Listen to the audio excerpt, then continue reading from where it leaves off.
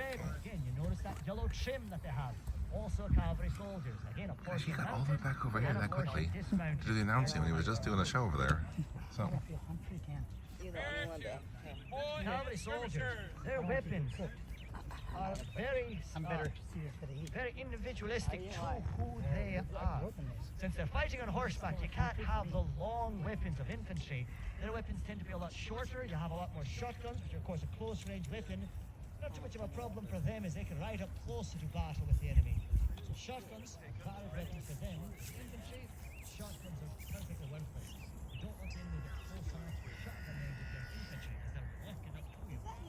Also, the cavalry soldiers that carry carbines. Imagine it, full-length musket, not half French. You have a carbine.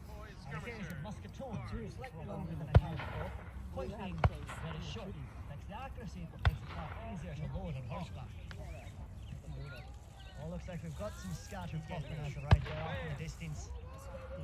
Some of these soldiers, some in the army is able to provide them or they're able to fight at purchasing. Some of them are utilising some of the new inventions coming out now of repeating pistols. You know of that? It's common new recent inventions, as it were, that a soldier could fire more than one time without reloading. The most popular pistol I've seen is that of the Remington revolver. 6 shots of either a 36 or a 45 caliber without reloading. Can you imagine that? The technology advancements that we're having now. Well, in the last war, the first war of independence, you'd have to shoot and then reload. That is the only way of doing it. But now, 6 shots without a need of reloading. They drop the Colt and they might be using a Remington, which is also 6 shots. Or perchance even a Lamont, which is a 9-shot revolver, and then a shotgun barrel underneath that. Repeating weapons, quite a change in warfare. They're saying this is the first of modern wars, but hereafter, no longer are we going to be able to do the tactics of the ancient Romans. It's changing how everything's functioning.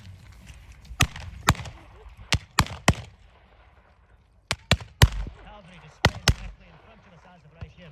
Do keep your heads down, ladies and gentlemen. I do believe we're at a great enough distance. They're about 500 yards or so away from us and not shooting in our direction. I think we're fine, but keep your heads down just in case. Okay, cover their route. Cover.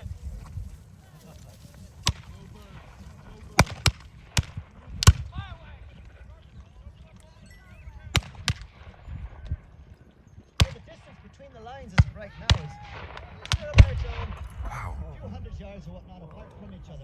You notice how the lines are crossing over. As horse soldiers, again, fast in, fast out. But if you look over that way, see about several thousand yards that way, you see the infantry line coming up. You'll see the horsemen pull back from them. Because the infantry can decimate the horses because such big targets and so few troops. There's only a few times that cavalry regiments actually clash together. Again, they're valuable, and they're the icing here to the army. They're fighting each other. The army doesn't know what the enemy is doing. Traditionally, they're simply left on the flanks, looking for the enemy and looking for weak spots. But they encounter each other. You end up with a fair bit of gunfire, as we've witnessed. They are well armed for that. Like who now? So a battle as what? And the lines clashing again. Oh, if that does happen, the lines will get close enough that it potentially can go to hand-to-hand combat. The thing is though, every one of these weapons that are out here, they have easily the capability of hitting targets 1,000 yards up. Do you want to let them get within feet of you? Probably not. This is why, again, the tactics essentially date back to the days of ancient Romans. 2 lines, sometimes 3 lines deep.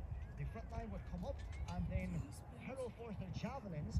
The second line would prepare while the first line then took their swords and waited. Move the line forward till you get within a close distance of the foe. Second line then hurls their javelin to break up the enemy's shield defences, and you press forward and crush the enemy. Well, when muskets came out, the tactics changed slightly to have the lads in the front no longer with shields but with 15-foot spears, the pikes. They would hold the enemy at bay, then your musketeers formed up behind. The musketeers would lean through and shoot through the line. Again, that form of archers or spears, if you will, disrupt the enemy line and then move forward and crush them. Well then, musketry got more advanced, and now the individual soldier held his own. The loading time went from 1 shot every couple of minutes So now these soldiers are capable of firing 4 shots a minute or so with the standard infantry muskets, and then again we got repeating weapons as well. So back in the Revolution, battling distance is about 100 yards or so apart, as that was the accuracy of a round smoothbore musket.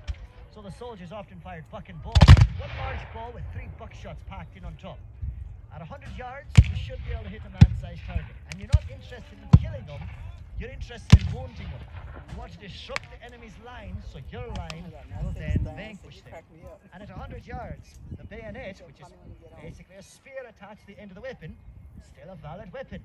And again, 100 yards is your battling distance. 300 yards, your maximum range.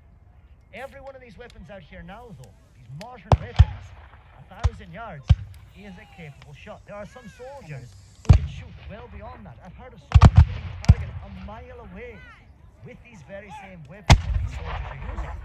At that point, it becomes a question of skill, but the weapon can do it.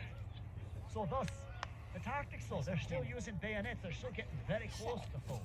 I mean, I can hear the commands. So I can hear The primary salvation is the fact that most of these soldiers are not trained marksmen. They're given their weapon, they're taught how to march, how to drill, how to fight in line, but they're not actually trained on how to get the rounds on target.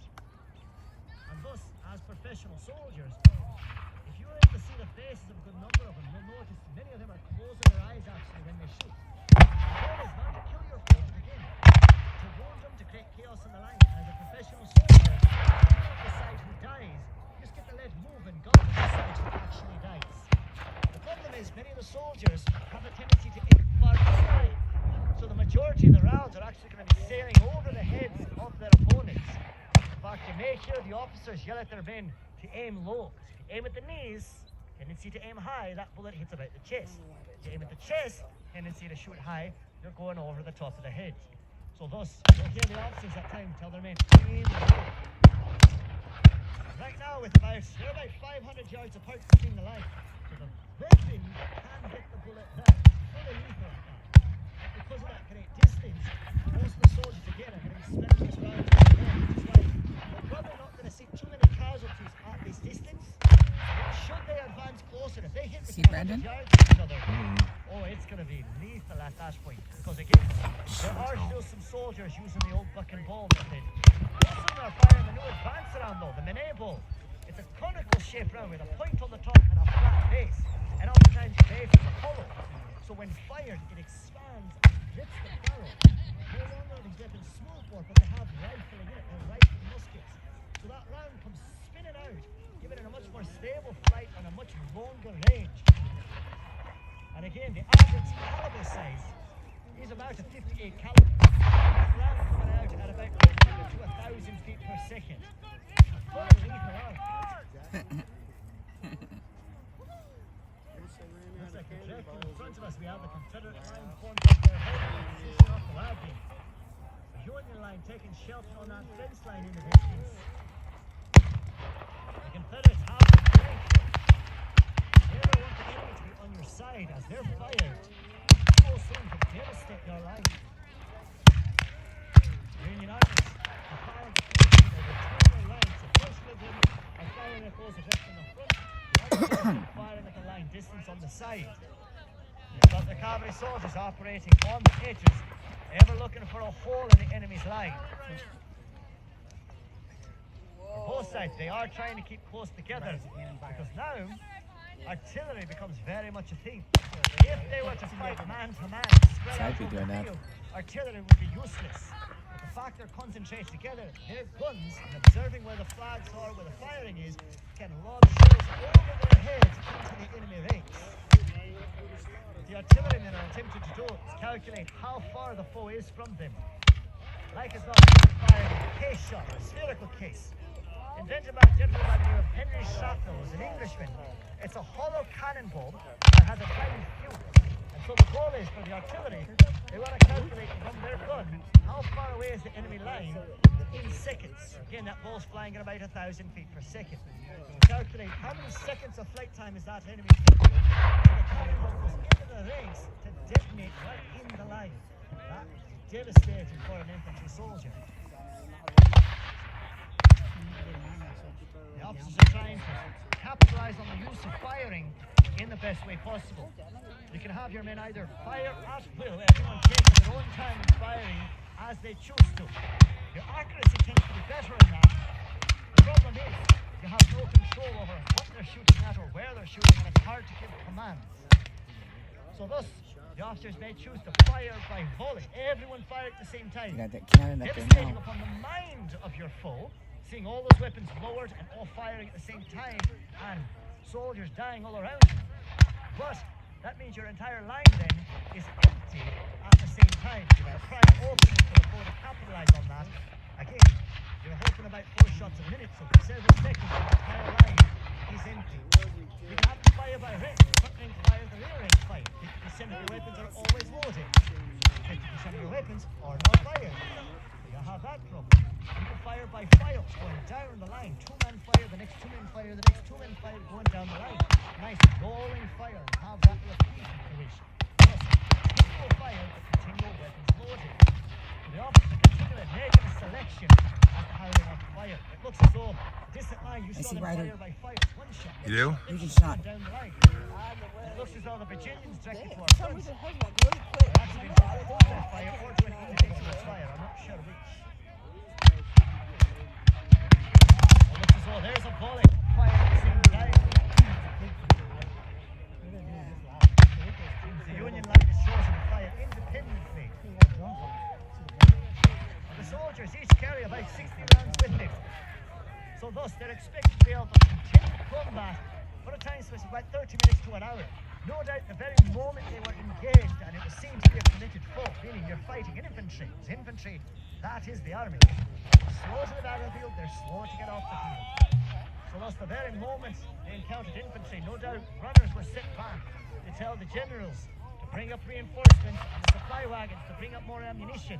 I think I see him right there in the middle. Glad to have to hold this ground Right over 30 there. minutes or so at the very least to give time for those wagons to come up. You're gonna have to change that. It's been asked to me before as to why the officers don't have their men with better weapons, faster firing weapons. They are out there. There's the Henry rifle. Simply, you crank a lever and you can just keep firing as fast as you can crank the lever.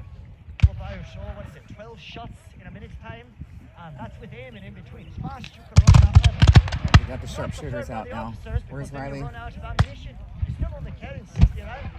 You don't want your soldiers to be able to fire 60 rounds in a